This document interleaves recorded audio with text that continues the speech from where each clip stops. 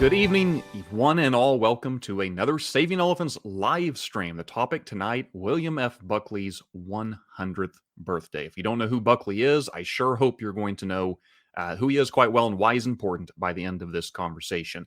I'm your host, Josh Lewis of Saving Elephants, but I have joining me tonight three very important, distinguished panelists. Bringing on first to the stage here, Eric Cohn. I would say not only are you no stranger to these panels, Eric, but, and I keep track of this is your ninth appearance. And I think, wow.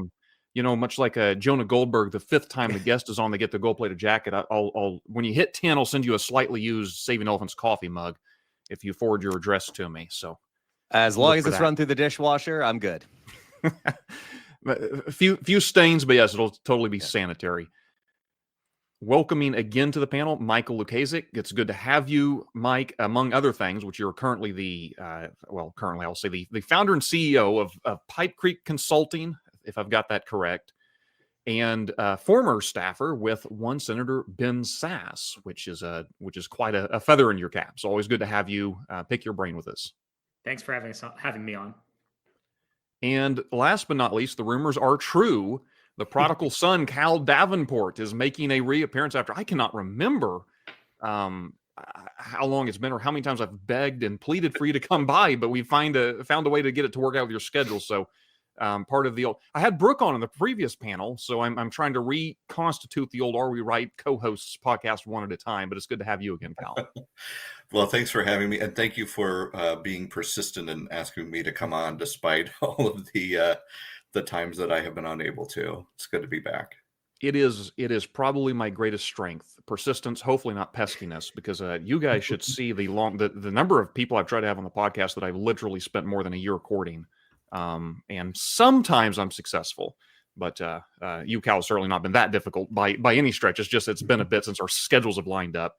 We're having a conversation tonight again about William F. Buckley. His official 100th birthday is tomorrow, but I wanted to get this out of the way tonight for those who would be doing something more, say, an official celebration, because I know the Kirk Center and some other organizations are doing just that. But I honestly kind of struggle with this entire conversation. I say this often. Buckley is one of the four Mount Rushmore Saving Elephants conservatives, right? We've got Edmund Burke, Russell Kirk, Thomas Sowell, and William F. Buckley. And I mean by that, not necessarily someone who is perfect or has reached sort of a level of everything he did was right, but rather when I say conservative, this is what I mean. And I personally believe that Buckley is, I won't say perhaps, was the most impactful conservative of the past 100 years. Now, maybe we could argue what that means. Did he, because he didn't seem to write anything that we're still, he's not like Russell Kirk or Edmund Burke, who we're still debating vigorously their works and where they do or don't belong within the conservative pantheon, or Thomas Sowell, who's still cranking out books, as far as I can tell. Buckley wrote a lot, but most of what he did didn't seem to be that the contribution of his pen necessarily. So I want to have a well-rounded conversation about Buckley in general, but I want to start off here for each of you gentlemen. Would you call Buckley the most impactful conservative of the past 100 years? If not, how are you defining impactfulness, perhaps? Or where does he rank there? And who would be the more impactful, if not for William F. Buckley? Not all at once. Well, I think Matthew Continetti in his book, The Right, which is, I think, the best sort of history of the conservative movement, he makes an interesting argument about Buckley. The two sort of protagonists are, of course, Buckley and Ronald Reagan. And what he sort of does, which I find very interesting, is he sort of depicts the way that Buckley changes over time, whereas Reagan sort of stays constant. So Buckley, when he emerges on the scene, starts National Review, he's very interested in European conservatism, right? His Catholicism is very important to his understanding of conservatism.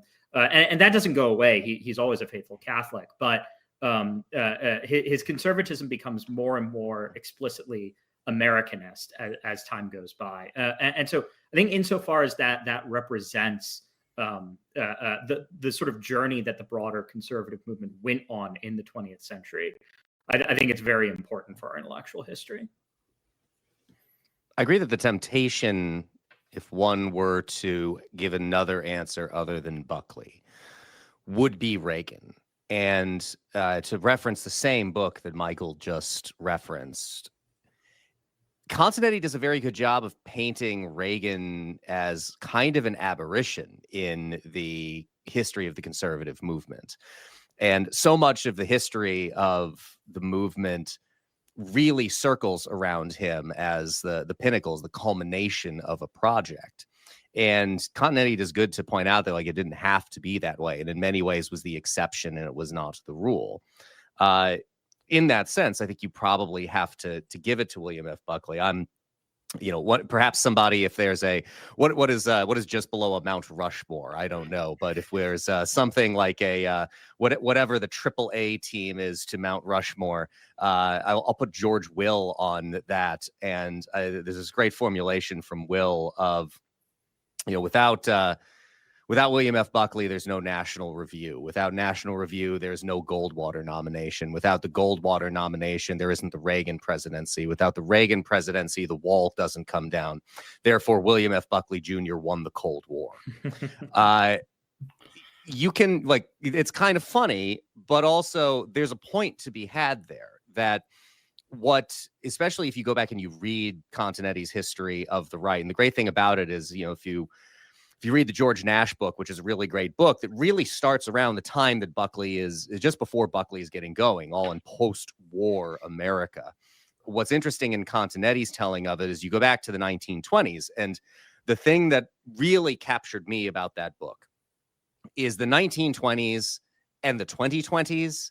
Like, there's a lot of rhyming going on there in what was going on in the 1920s and the 2020s, even down to the pandemics.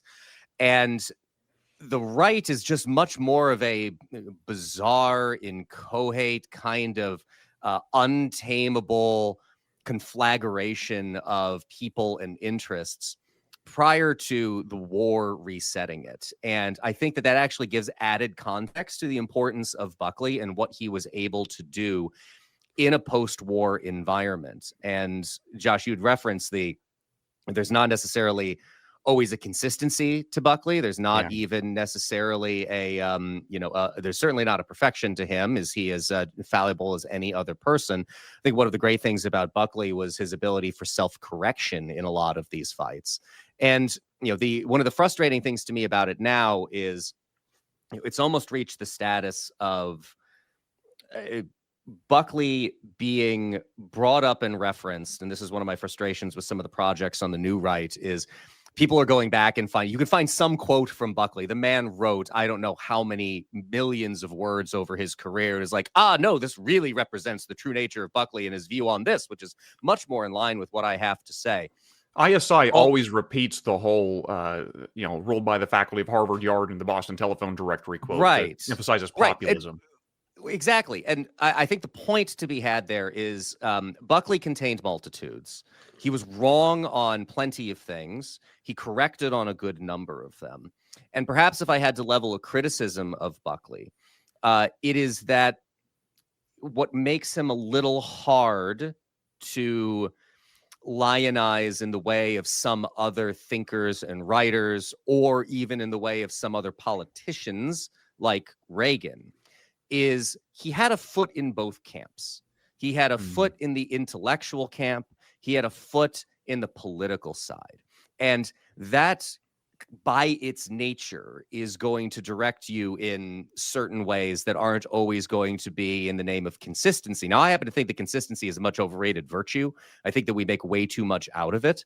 But I think that could be one of the frustrating things about Buckley. But the fact that he played in both arenas, the fact that he was influential from a conservative, less philosophy and more of a prompting of an exploration of ideas and their implications, as well as a direct involvement in the political, is the reason why I think you have to answer the question that he was probably the most important conservative figure of the 20th century.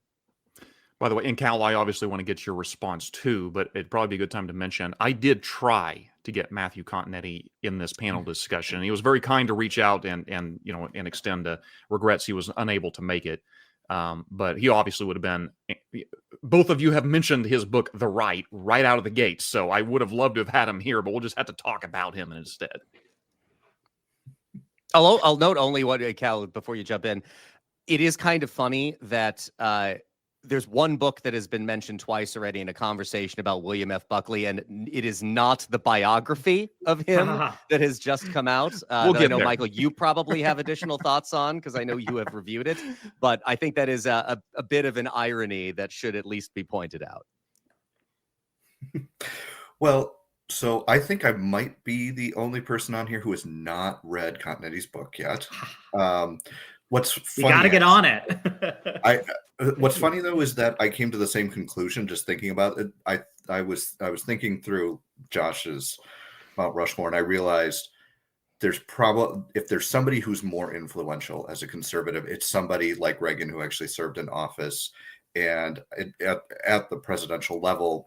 I think for people who are not following politics as much, somebody who has the bully pulpit, who is the president, might have a more direct impact on their view of politics and how they vote than somebody who perhaps edits a magazine or interviews people on Firing Line or things like that. But even with that, I thought I took the same steps that I'm sure I've heard that George Will quote before and stored it away in my subconscious. But I think that I came to the same conclusion that probably Buckley needs to exist for Reagan to exist.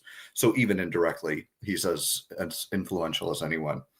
But I think Eric, your point about the new right and their anybody can find a quote or a point of view on Buckley that is that serves their cause, because he was in the limelight for 60 years or something like that, and in many different mediums. And what I found so fascinating looking at some of the things that have been written recently coming up to his 100th birthday is that I'm finding that exact thing. I'm finding people like in the Spectator recently, Daniel McCarthy references that exact biography that came out recently, and he's trying to make the case that Buckley as a gatekeeper of conservatism may not have really existed from the work that was done by Tannenhouse. And I find that fascinating, but what's more interesting to me is not whether Buckley was or wanted to be a gatekeeper, but that he's probably the only person who had the capacity to do so. And that had something to do with the time that he was in and the fact that he fit it extremely well. I mean, today, even McCarthy sort of admits this. He says in this piece that he writes, there is no William F. Buckley today, and given the fragmented nature of media in the 21st century, there will probably never be one again. And I absolutely agree with this. I think that he was the right man for the right time. And that's something that I think can't be said for perhaps anybody else who is in that pantheon of influential American conservatives from the 20th century. There was something about being the man to meet the moment, sort of, that makes him as influential as he was. Josh, if I could jump in and respond to that really quickly. In a spirit of friendly disagreement, I'm not sure I'm fully on board with what Dan is saying about how it's not possible that there would ever be another William F. Buckley again, for a couple of reasons. First, I acknowledge, technology has changed, and I don't really think Buckley with his multisyllabic words would be great at Twitter. And he was very much a television guy. I'm not sure he would have been great at live streaming, for instance, right? But I think that there is something really timeless about Buckley. And Cal, I don't mean to suggest you disagree with this, but and I actually think it's what made him good as a movement leader and as a gatekeeper, which was his conservatism was very invitational, right? Reading about Buckley can kind of remind me of reading about Winston Churchill, in that Buckley lived his life like it was an adventure, and he wanted you to come along with it, right? His travel writing is very much in this spirit. Even his spy novels are sort of in this spirit, right? And he sort of treats conservatism as an adventure too, right?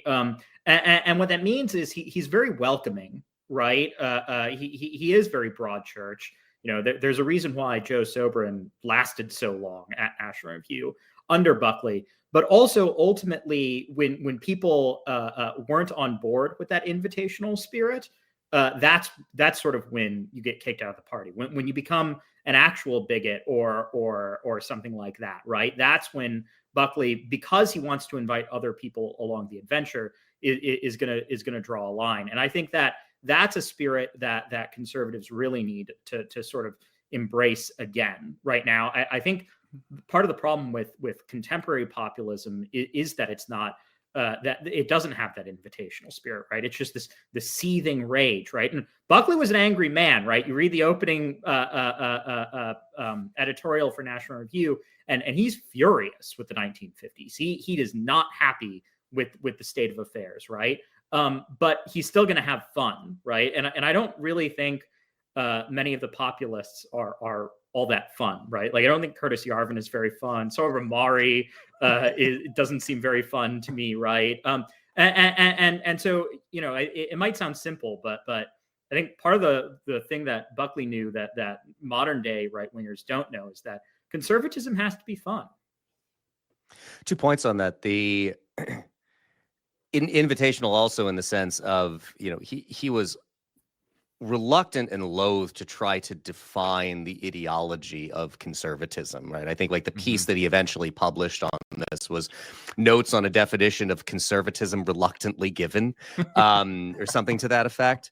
And you know, there is that sense in which, and this is one of the reasons why I at America's Future have started talking a lot about the idea of liberalism and classical liberalism, because I think to me that is the thing as we start breaking into these, it's almost like talking about music, right? Like you can start getting into genres and subgenres of music and you have to figure out where they overlap in the Venn diagram. Like, you know, what does this have pieces of this? And it's got a little bit of that in it. I think you could do the same thing with these ideological flavors. And to me, the thing that kind of is center and is the center circle that over the other circles overlap in the Venn diagram is liberalism. And I think Buckley very much was of that flavor, but there were, you know, plenty of other stripes of conservatism. He didn't seek to define it as it is this one thing and this one thing only. And in that sense, you know, he also called himself a libertarian at different points in his career. That is not followed by a lot of libertarians today, in which they seek to present that there is only one libertarian view on things. And the reality is, to borrow a joke that would probably bother at least a handful of famous libertarians today, libertarians are a lot like Jews in the sense of you get 10 of them in a room, you have 15 different opinions. That is just a reality. Your point on the fun is, to me, one of the defining things about Buckley and one of the reasons that I enjoy him so much.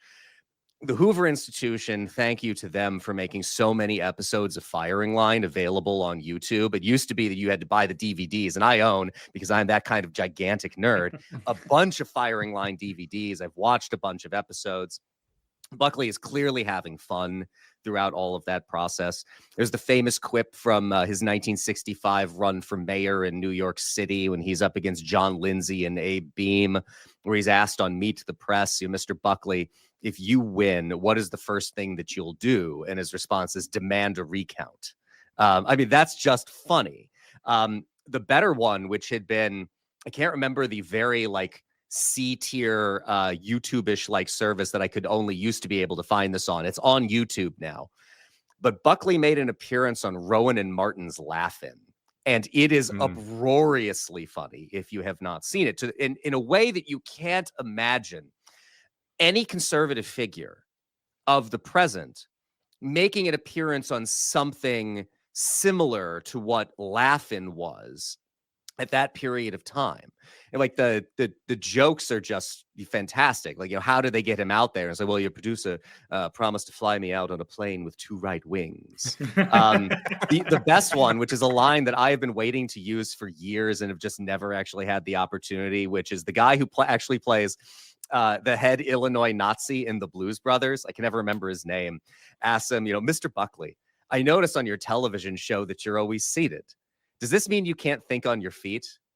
Buckley is, I find it very difficult to stand bearing the weight of all that I know, which is just a great line. The guy was funny and was having fun doing something serious. And that, we talk about happy warriors a lot. Mhm. A lot of that spirit has been lost in our modern political age. We have plenty of warriors, and nobody is happy about doing any of it. Nobody is happy about any of it. Everybody's miserable. They want to make everybody else miserable too. And I think this has a lot to do with the mediums of the time. We were talking about that earlier, whether or not, and I'm not certain that I agree with Michael, that it's possible to have that kind of a figure for the same reason that, we live through this golden age of television, right? And nobody's watching the same thing. So all the shows are brilliant, but nobody is watching the same thing. So it's impossible to have the same kind of conversation. Maybe there is that kind of a character out there. I don't know. Part of the problem too is that like a lot of this is only clear to us in hindsight, right? Like there was some obvious parts about Buckley's role and importance throughout the years, but I mean, for me in my life, right? Like I first discovered Buckley when I get a gift subscription to National Review in 2002. And this is 6 years before he passes. So it's clear at the time the importance of Buckley, but how clear is it as we move through that period? So I don't know that I necessarily agree that it's possible given the kind of fractured nature of the environment. But the idea of having fun through what he was doing to me sticks out as one of his best qualities, paired with the kind of brilliance of intellect, the quickness that he had, and for the most part, with some notable exceptions, the joy with which he practiced his art. So let me ask then, because I think this is interesting. We have a potential disagreement that goes on the table as to whether or not it's possible to have and these are my words, Buckley 2.0 or a Buckley of the modern era.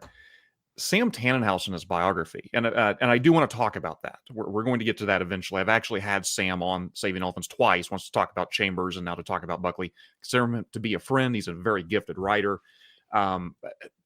Admittedly, he is not a conservative, so he has more of a broader critique of Buckley than perhaps any of the four of us would. But I have heard him say this so many times. He will be asked, well, who is William F. Buckley today? Like, who is the current Buckley? He says, nobody. He says, there's no William F. Buckley today because there was no William F. Buckley before he came on the scene.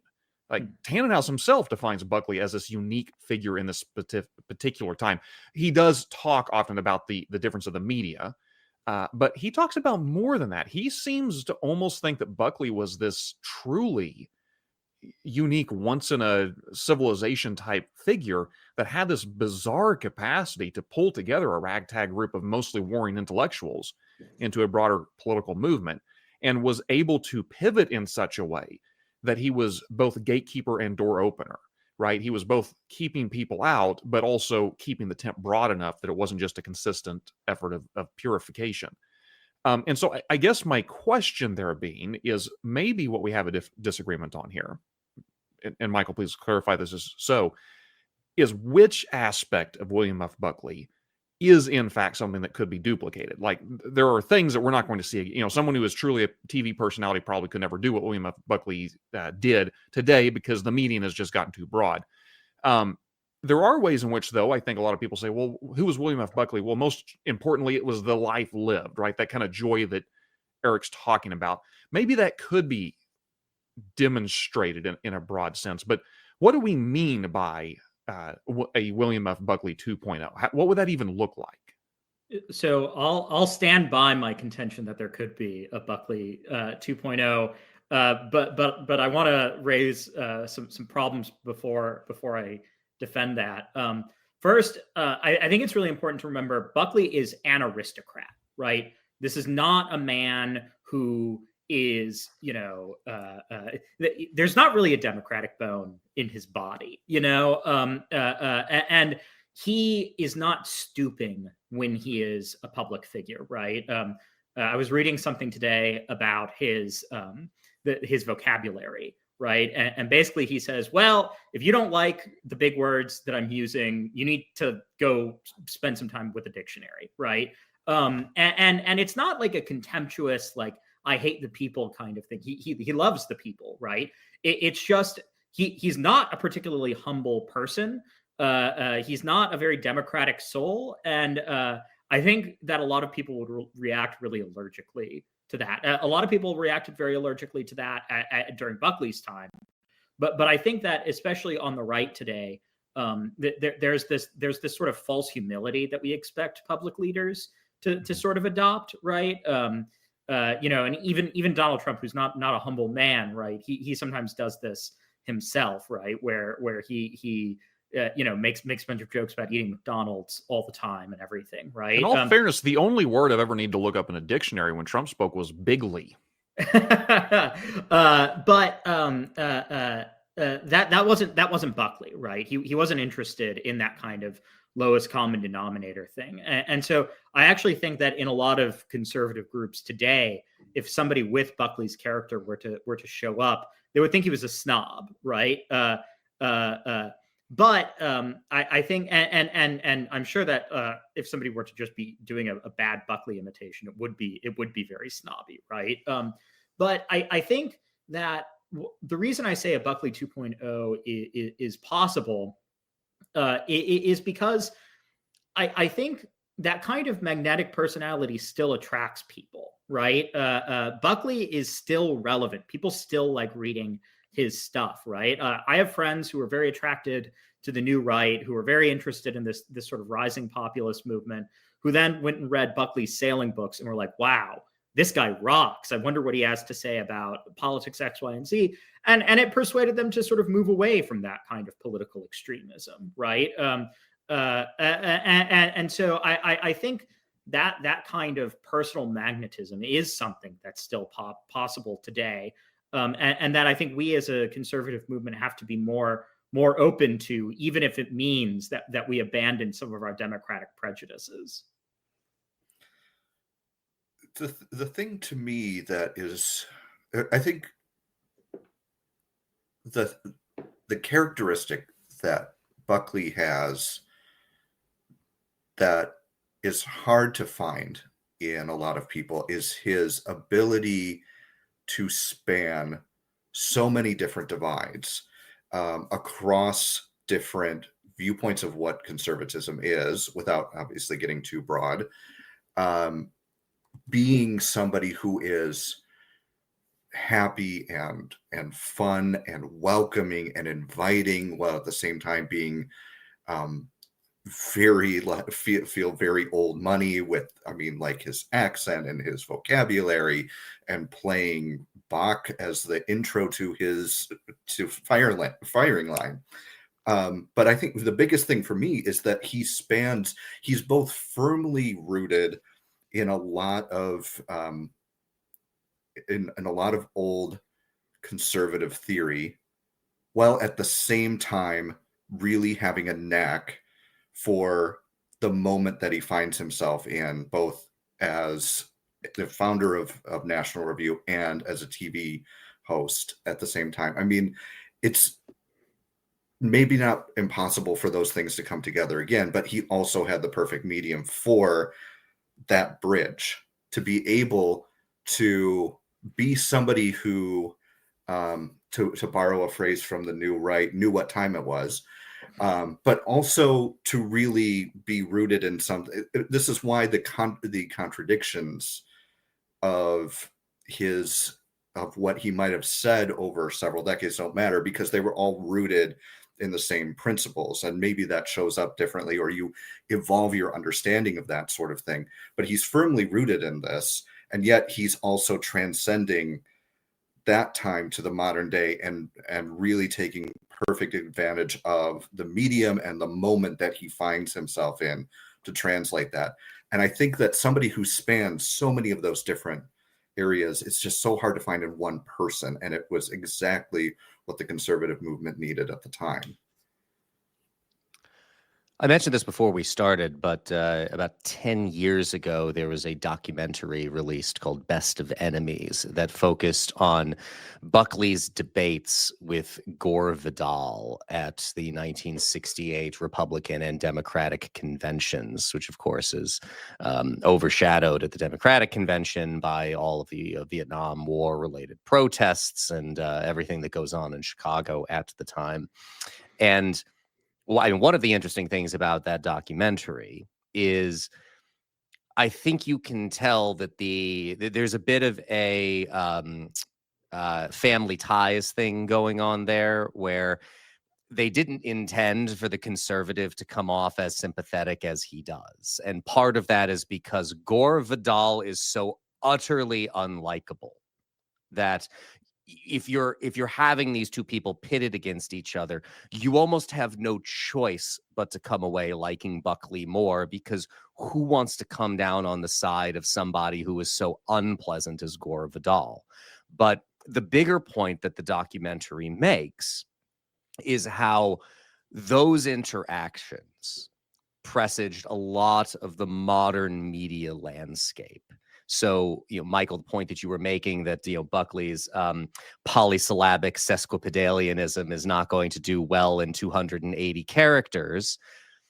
There's an argument to be made that he didn't do well in what's the modern television cable news format either, because Gore Vidal's success in those debates is baiting Buckley into lashing out at him, into losing that kind of unflappability that he always presented himself with. And we know from his writings, his inability to let it go, from what friends of his have said, he was never able to shake that experience that he had. So in that sense, he was kind of, I think, would be ill-suited to this modern media environment. And I think the biggest thing that militates against the idea that there can be another is not as much the fractiousness of the movement. I mean, again, go back to Continetti and to the kind of fractiousness of the conservative or right-wing landscape prior to Buckley arriving and defining it. It's the fractiousness of the media landscape. I mean, I think, Josh, you made the point about like the broadness of the media. I don't think that's the problem with it at all. It's the narrowness of all of it, right? It's like these networks are talking, even the big cable networks are talking to a very sticky couple percentage points of the entire country. There's no opportunity like Buckley had when there were 4 stations, 4 television networks, ABC, NBC, CBS, and PBS. And he had a program on PBS. And it allowed a lot of people to discover him in a way that it's just not is going to be possible now. I remember having a conversation with a friend from Chicago who was a musician, who was only kind of quasi-interested in this stuff. And he just said as a kid, we didn't have cable. He was a little older than me. And PBS was on, and just kind of became captivated by this guy lounging in his chair with a clipboard, using words that I had no idea what they meant, in interviewing and debating these people. It's not as much that I don't know who the personality could be, although I don't know who the personality could be. I want to be abundantly clear about that. I don't know that the media environment that we exist in would allow anything like that. The Jonah Goldberg's analogy to when people would ask the question of why doesn't National Review play its traditional role as gatekeeper of the conservative movement? And his answer would be, well, they are. The problem is all of the walls came down. They're guarding the gate, but the walls all came down because of the democratization of media, the ability for us to do this kind of thing, right? The fact that we're able, the 4 of us, to get together on this platform and put it out for the consumption of as many people as are willing to watch it is something that was unthinkable 25 years ago. The slowness at which one needed to communicate, the fact that Buckley would write letters back and forth between people, and the fact that the way of doing that, the lack of instantaneous communication, almost requires you to think a little bit more deeply about the things you have to say, rather than to fire it off as quickly as you possibly can. So I think it's less that there could be a personality like Buckley. I mean, certainly there are magnetic personalities out in the landscape, but they are competing for just such small slivers of audience with the ability to reach such small slivers of audience that I just don't think the media environment will allow it. And there's probably a lot suggest- more we could. Oh, go ahead, Cal. I want to suggest that we've sort of seen some evidence that what you're saying, Eric, is absolutely true. Because I want to not go too far down a rabbit hole, but suggest that there are some parallels, some similarities, and some very big differences, but some similarities between Buckley and Rush Limbaugh in the sense that he was very fun to listen to. He had a very big audience. One of the final guests on Firing Line, by the way. And Right. I think Buckley himself said he was probably the closest analogous to him. There was sort of a suggestion of passing that mantle. And I think of, for example, when you talked about what was the name of the show? But the line that Buckley had about the Rowan and Martin's Laughing. Yes, it reminds me of when Rush Limbaugh was on Family Guy and was able to make fun of himself so well. There, I think like that. There's a parallel there, but I think for me personally, over the last probably 10, maybe 15 years of Rush's career, I felt like his content and his point of view was really kind of in decline versus where it was in the 90s and maybe early 2000s. And my own personal view and interpretation, and this is obviously up for debate, but I think that the fracturing of the media landscape made him less of a unifying leading figure and more of a reactionary following figure. And I think that that's where he lost a lot of his edge. If there's some sort of similarity there in how he was sort of the voice of the conservative movement in the 90s and the 2000s, it may also show that when that fragmentation came in media in general, and especially in conservative media, that he really lost the ability to do that effectively, and even maybe arguably, I think, lost his way in many areas. I was somebody very much raised on in this world on talk radio. I had a job over the course of a summer that was incredibly boring and had a lot of downtime, and FM radio was trash. So I flipped over to the AM band. I'm like, oh, I've heard this name Rush Limbaugh, and I started listening and listened to a lot of Rush Limbaugh and Sean Hannity and Glenn Beck. And the thing that was always striking to me about this current moment that, again, I am not enough a scholar of Buckley throughout his life and career. And in fact, maybe, Michael, since I know you have done what I have only begun, which is reading the Tannenhouse biography. So maybe you can add some context on this. One of the things that was striking to me about the dawn of the Trump era with Rush is it's the first time that I ever heard him afraid of his audience. That had never been the case as long as I had been listening to him, roughly from 2002. I did stop listening as consistently as the years went by, but, I would tune in occasionally at the beginning of, 2015 into 2016.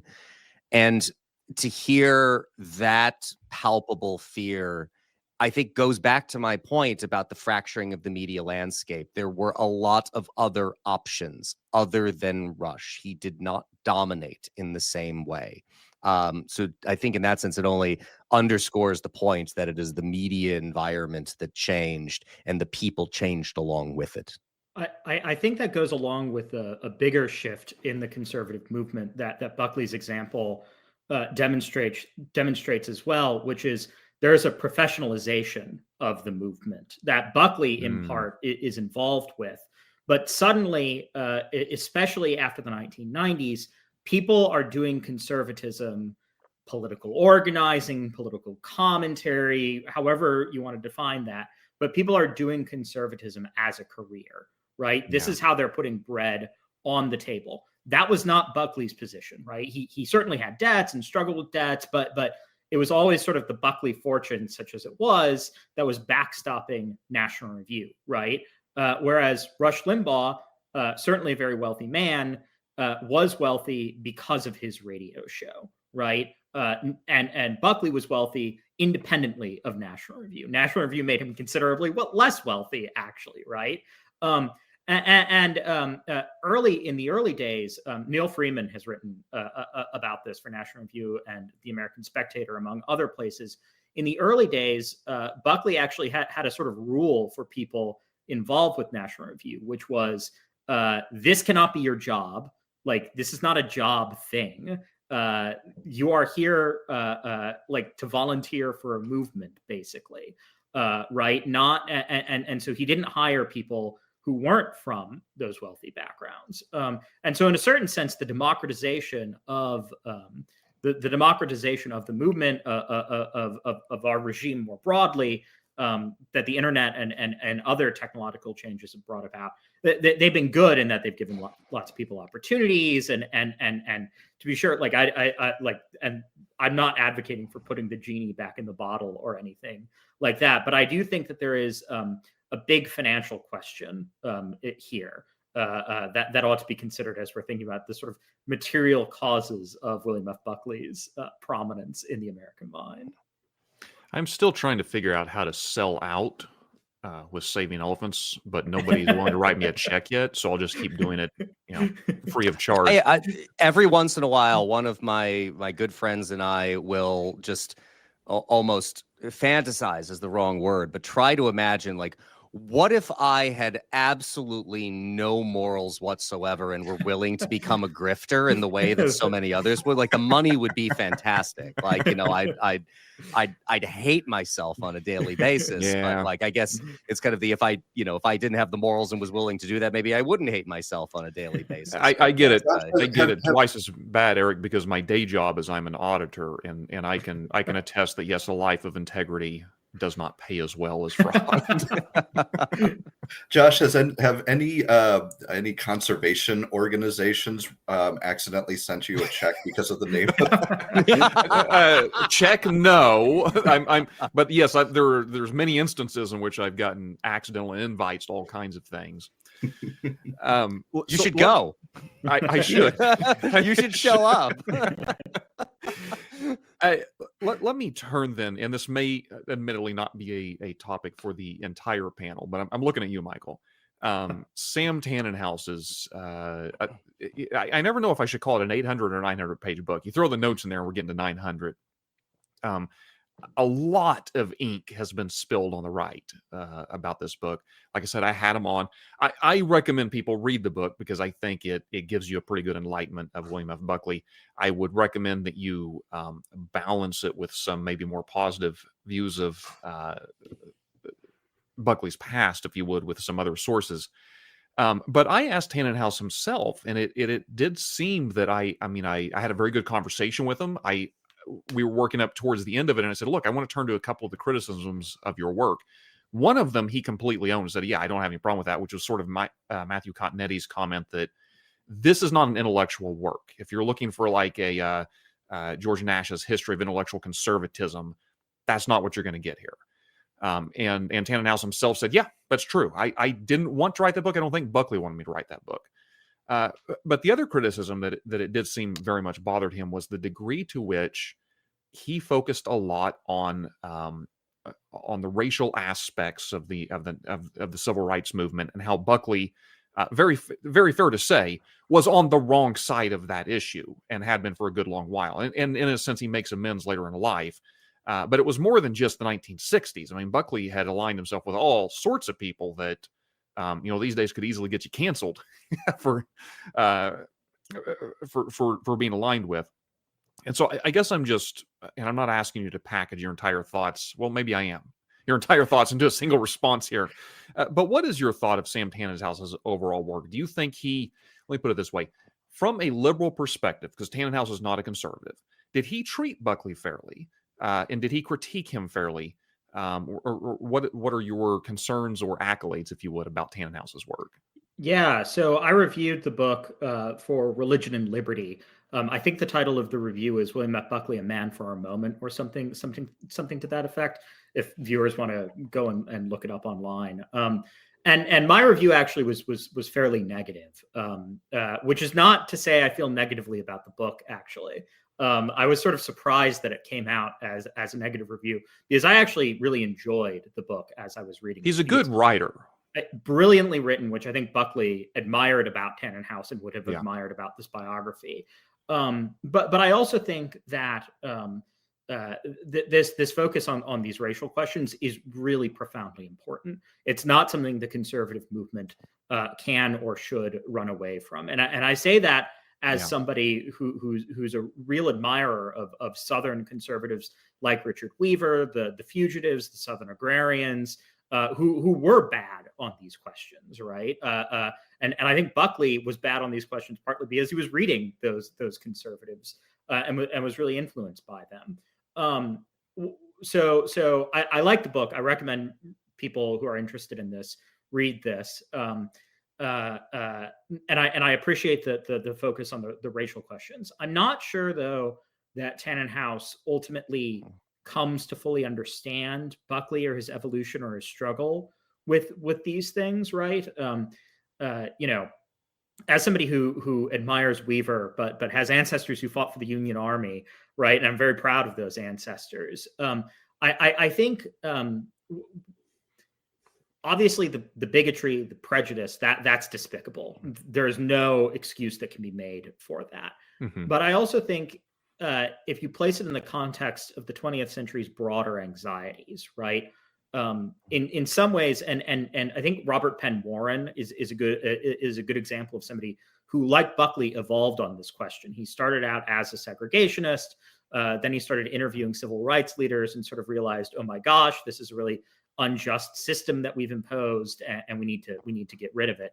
Buckley never goes quite as far as Warren, of course, which even later in life, I think that there is a lack of clarity to some of Buckley's statements about these questions that is not the best.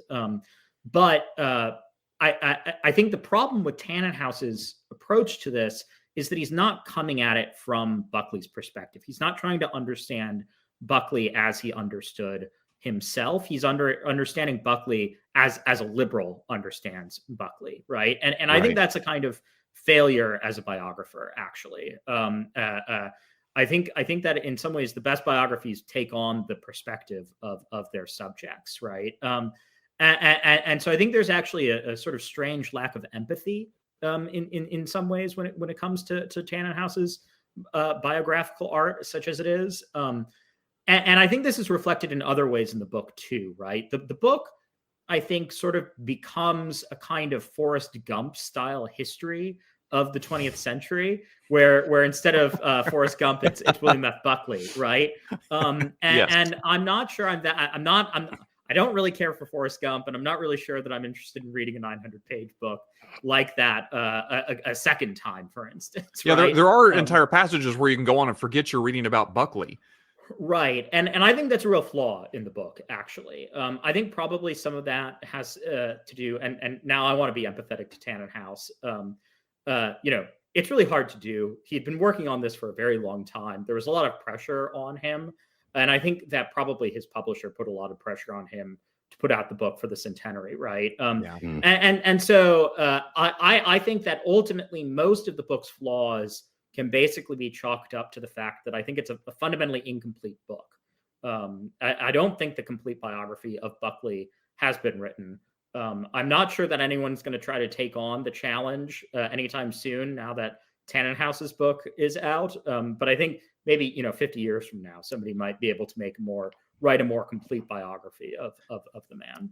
I did tell him that the majority of the criticisms could all be boiled down to, dude, your 900 pages is too short. Well, it's either far too long for a single volume biography, or needed to become like that Lyndon Johnson series where it needed to be over multiple volumes. But I think he was working on this for 30 years, and it's at that point you're approaching George R.R. Martin level of frustrations for the bro. Are you ever gonna finish the damn book?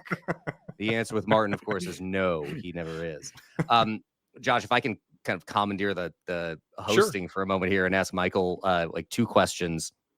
One, for a lot of the racial stuff, how much of that for Buckley? I'm going to ask you a question about Buckley and a question about Tannenhaus.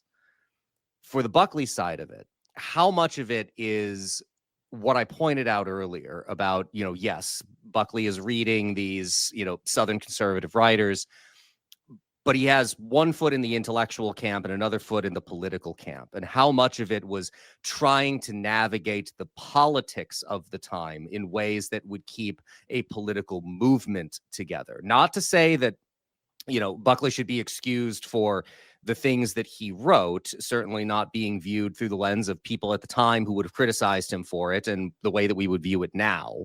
But how much of it was because of a political project? And then the second question that kind of dovetails into is how much of Tannenhaus's problem is presentism, is wanting to evaluate people in the past by the mores of the present that would, of course, look back at those things in disgust, much the way that Robbie George with his class at Princeton will ask them, how many of you in the post-Civil War Jim Crow South would have been against that? And all the hands in the class go up, and he says, you're all wrong and liars, right? Because you would have gone along with the spirit of the time, which would have made you do and believe these things, even if you think that you wouldn't have. Yeah, so I'll defend Tannenhaus from the charge of presentism a little bit. I don't think that's quite his fault. Tannenhaus is not as old as Buckley, obviously, but he is older than any of us on the stream, right? And he is a sort of old liberal, right? And so I think it's not so much a question of present versus past, so much as it is a question of liberal versus conservative, actually, right? And so I think it's more of an ideological question than a question of presentism as such. With regard to the Buckley thing, I think one of the difficult things to reckon with is the way in which the pro-segregation movement was bound up with anti-communism, which is really the defining cause of Buckley's life.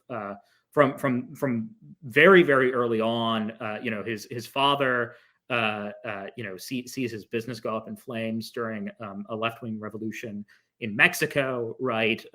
The communism is really the specter haunting Buckley, and a lot of segregationists,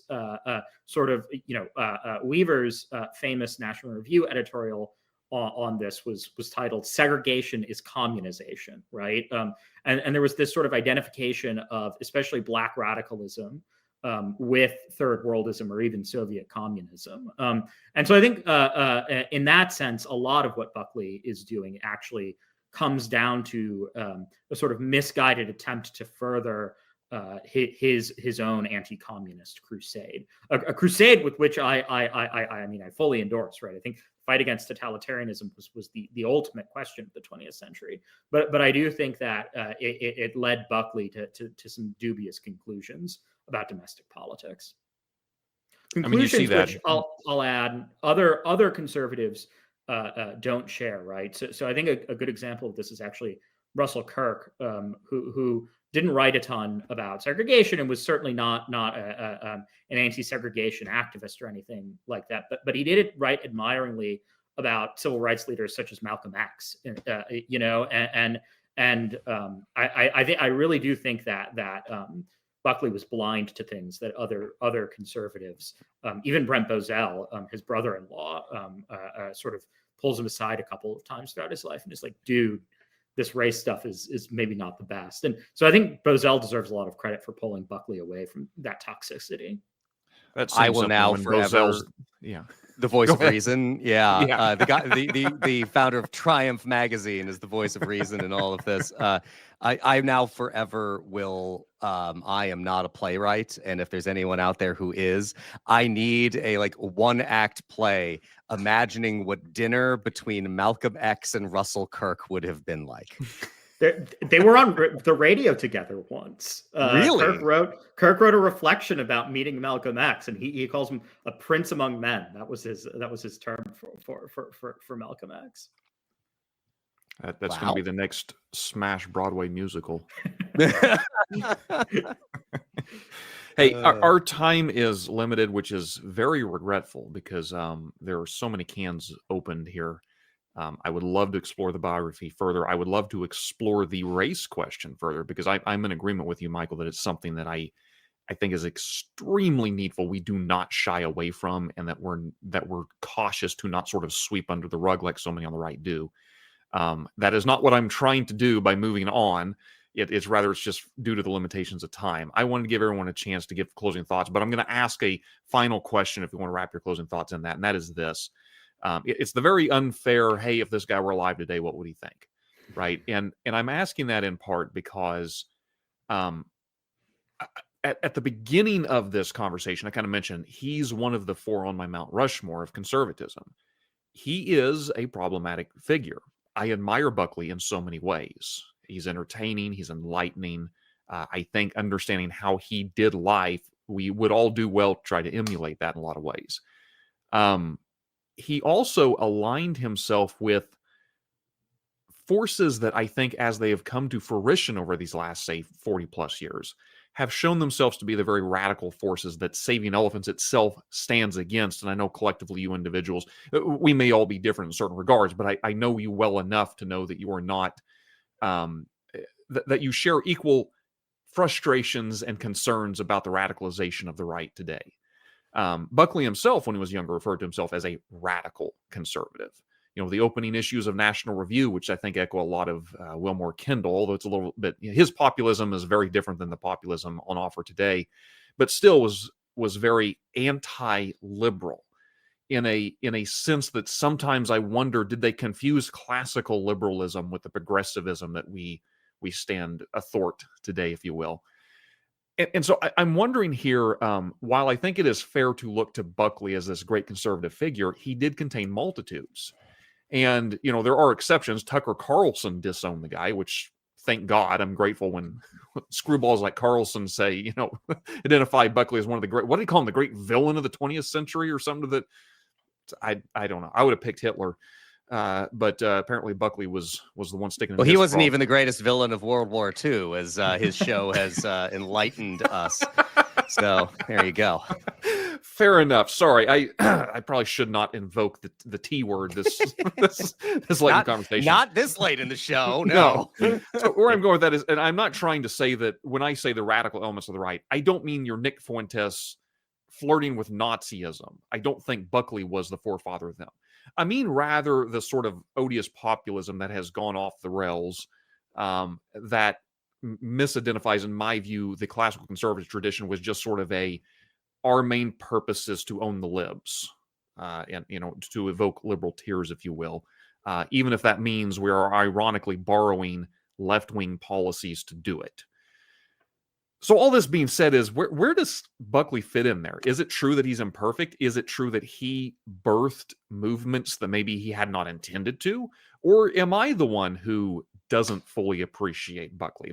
Maybe Buckley, were he alive today, would say it's actually the Saving Elephants crew that don't fully understand the conservatism I am profiting. I think that if Buckley were around today in his prime, he would probably agree with everything that I think. Is that presentism? No. So here's the thing. Knowing what I know about Buckley and his desire to try to span these different divides, what I'm very curious about is, I think that for all the fragmentation in the media, I think it's one of its defining characteristics is that it forces you to pick a side. You can't stand in the middle very long before being pushed and pulled to one side or another.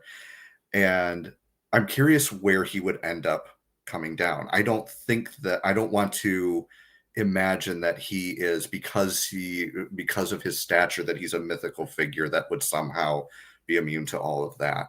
And would he go the way of Rush Limbaugh and become afraid of his audience, or would he, form a remnant like Jonah Goldberg, or like, what exactly does that look like? And part of the reason that I'm not 100% for all my admiration for him, and I do think that he is in the Mount Rushmore of 20th century conservative. He doesn't, if he lived if prime William F. Buckley were alive today, he wouldn't have the benefit of himself and his own experiences to work from. He would have to learn them all again, just like he did he would need a Brett Bozell maybe to correct him a couple of times, and he would need to go through those evolutions, and he would need to be disowned by whoever today's Ayn Rand is, and he would need to disown whoever today, I guess today it is still the John Birch Society somehow. I think there would be a journey that he would be sort of inviting us on, and I don't know exactly where it would go.